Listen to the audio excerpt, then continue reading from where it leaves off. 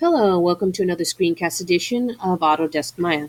Today we'll be focusing on making a low poly hand. As I stated before about low poly hands, one of the major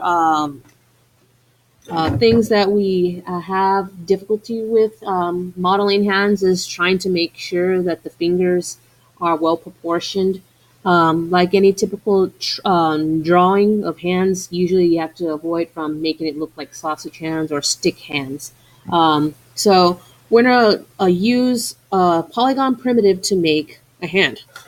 So what we're gonna do, I recommend that you start off by making a new project window, press new, make sure you call this low poly hand. Make sure your directory location is set correctly. If you're not too sure, because if not, it's gonna stay on the same default settings. So make sure it's set to Documents, Maya, Projects. So once you have that, you press Accept, and everything should be set. Now what you're going to do is press Create, Polygon Primitives, and select the box to cube. This will open up your cube options. Make sure that you reset the settings here. All you have to do is press Edit and Reset Settings. What it does, it resets everything to default with width, height, and depth. Everything should be set to 1. So once you have that, press Create. Now you should have a singular polygon primitive that is devoid of any subdivisions. So we're going to increase the size here and move it up off of the grid. It's going to be on the top of the grid right here. Now what I want you to do is press the R key to scale. And what you're going to do is scale inwards. Just like that, just give it enough space from here. Now the next step, what you're going to do is press W for your translate, then press D to deselect to pretty much set your origin points and align it to the bottom. So you hold the X key and move the Y value here down to the very bottom, to the bottom center right here. So everything should be on the bottom right here, makes it a lot easier. Once you have that, deselect the D key. So it should be deactivated for your origin point. So that's all you have to do on that part. Let's see. So you move it. What it does, it resets the pivot, gives you the options to do that and move the pivot to its proper direction. So anyways, once we have that, right click and hold and go to Vertex. What we're going to do is resize the vertices on the top of this square. I'm going to press the R key, and all you have to do is scale outward. If you look at the palm of your hand, it's not completely rectangle. It's a slight rhombus. The way how it's developed here, because it has to make enough space for your fingers. So once you have that, go back to object mode. Now, the second part is what we're going to do is add subdivisions. There's two ways to approach this. One is going to Mesh Tools and Insert Edge Loop Tool. And you can add that. Or you could go to, what you could do is Shift, Select, and hold, and right mouse click and hold until you get your set menu. You could drag down to Insert Edge Loop Tool through here. Now once you have that, you're going to make subdivisions here, several subdivisions here. One for the pointer finger and enough space for here. You're going to do the same thing for the middle. Give yourself space in between the other fingers. And last but not least, for your pinky. Now once we have that, what we're going to do is add subdivisions here. So we're going to add at least 2 subdivisions should be sufficient. So make sure you go to the edges of your polygon primitive in order to insert the edge loop. Now, there's your setup for your fingers. Now what we're going to do is work and create a subdivisions to make your thumb. Now, if you look at your hand, you'll notice there's a space in between your wrist and the metacarpals within your hand to connect to the thumb.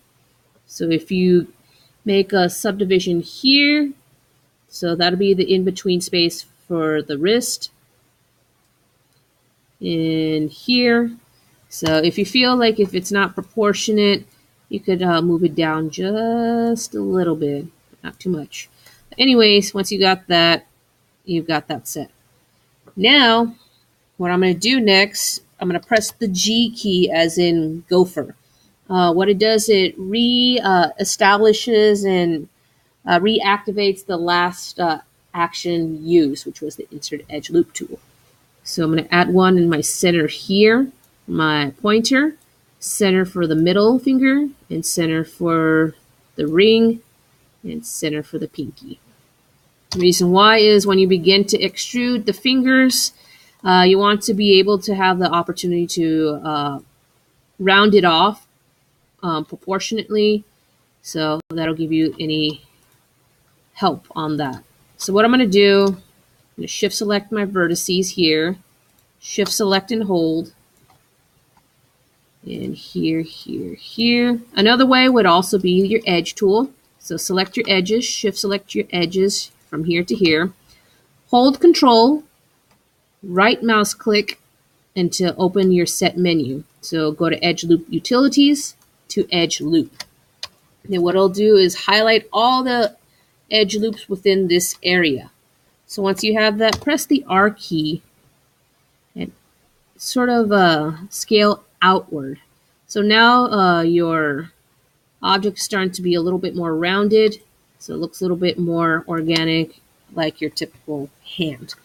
Now I'm going to go back to object mode, scale it inward just a little bit, because again, your hands are pretty much small, they're thin, and everything else between. So once we got that here,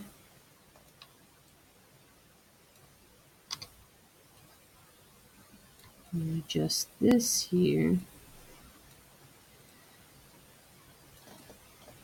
and there.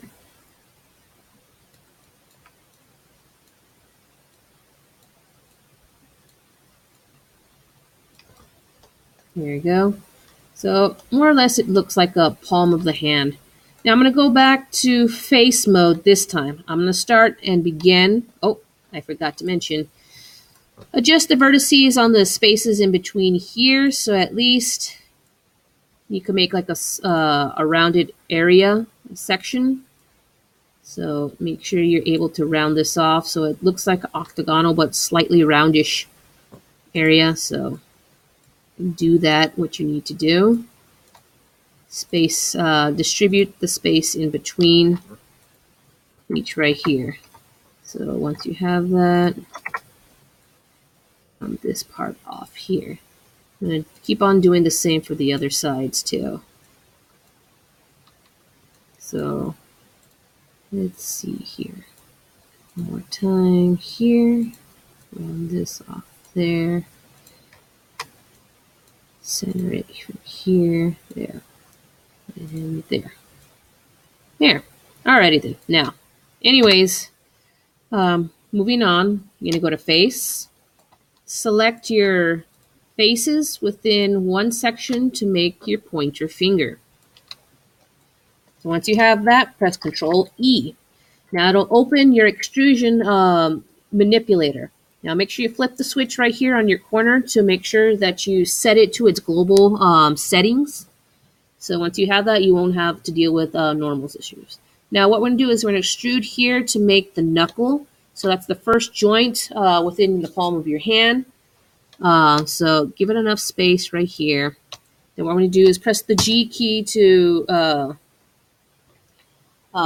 reactivate the last action set, which was the extrusion tool. So we're going to extrude outward here. Pull this forward. If you look at your hands, relax. If you see your hands relax, you'll notice that your hands are not straight. They're curved. Now your joints from your hands curve, they bend. So make sure you make a certain sort of realism within that. So again, rotate, push forward, scale a little bit inward, just a slight, so just a touch right there.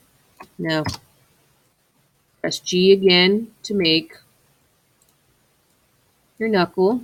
Usually you could add 2 subdivisions or 1, depending how you feel about that. I'm just going to add 1 more subdivision here for extrusions to make my knuckle. So here, it's perfect. G for the next joint right here of my finger. There we go. Make sure there's enough space distributed. G here. Move, rotate, scale inwards, and G again to make the tip of the finger. Now scale inwards just a little bit, not too much, because you also want to extrude to scale inwards again to make the very, very tip of the finger. So now it's starting to take shape of like a typical finger. Now it's not ideal. Right now it just looks like just one weird French fry. But what we're going to do is to sculpt it. So this is where the surfaces feature comes in. So go to surfaces and go to sculpt geometry tool. Now this will open up your tool settings for sculpt geometry. So make sure your opacity is set to its lowest setting. I recommend at least opacity to 0.004 or at least this much. You don't want to have it too much because you're working on a finger, so that has little to very little detail on, especially if it's a low poly, so you have to be careful. Now, you can either choose your relax or your smooth.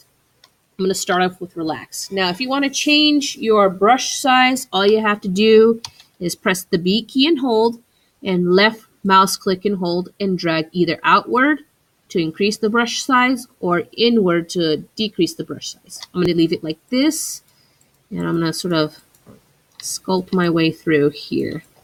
Gently sculpt my way here to make the fingertip. I'm going to smooth this out here. Because again,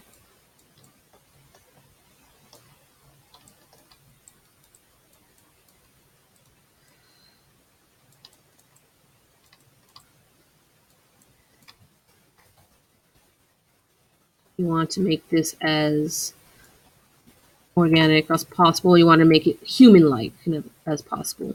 So I'm going to vertex adjust this. Just that.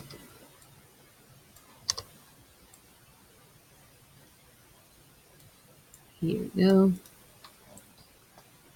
Now, if you want to use the pull tool right here on your sculpt geometry, you can. To give it a little bit of emphasis on puffiness on the tip of the finger, the front of the tip of the finger. There's a little bit of puffiness there. Now, once we have that,